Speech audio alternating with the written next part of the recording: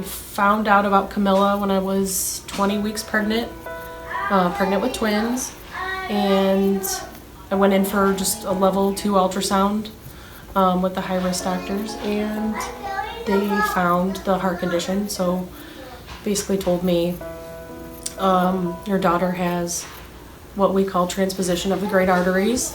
It's rare, but it's treatable, and with open heart surgery, there's no reason she shouldn't go on to live a happy life.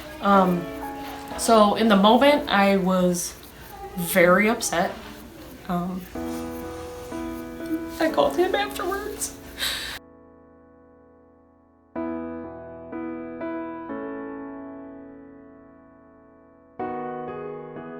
So at this point, we still didn't know when she was going to get the surgery. You know, we started asking questions like, at what age is this, you know, is this too late? Or at what age is this, you know, not a good time to be doing this? And weeks they said, going by, 2 weeks are going by. They said 21 days.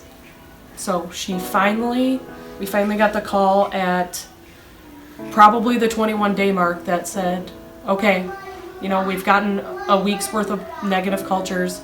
It's time to schedule her open heart surgery. Surgery went perfectly.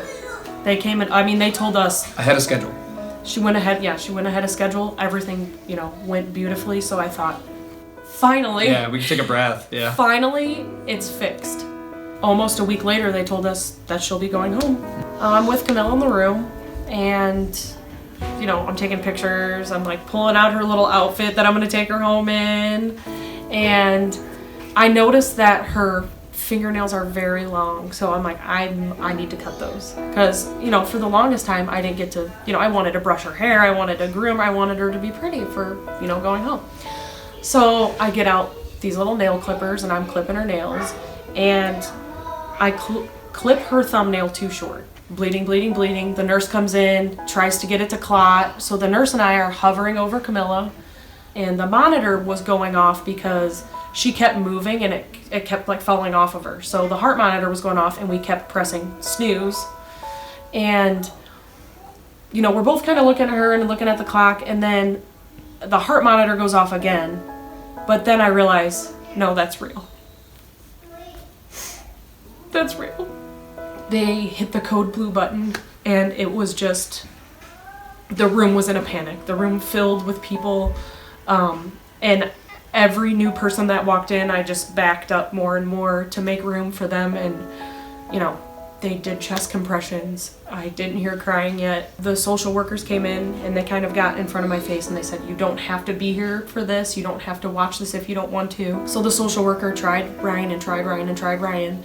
And finally he calls back and she answers and she says, you need to come be with your wife.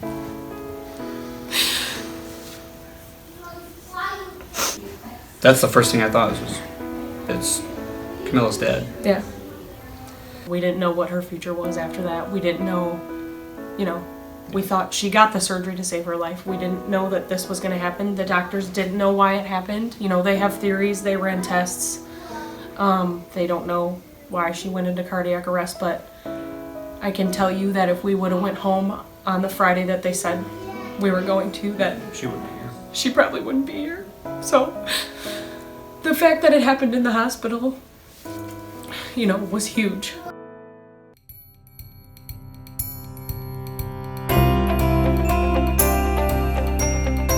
It is unclear if she's going to need surgeries in the future or catheterizations in the future, but what's clear is that we know that she's going to be okay. And because of what the AHA does, we have the knowledge and the technology, and we know that we're going to get through this because of that. They assured us, you will get to walk your daughter down the aisle, you will get to go to the daddy-daughter dance, you know, you will have to fight off boys, so I'm looking forward to those things, obviously.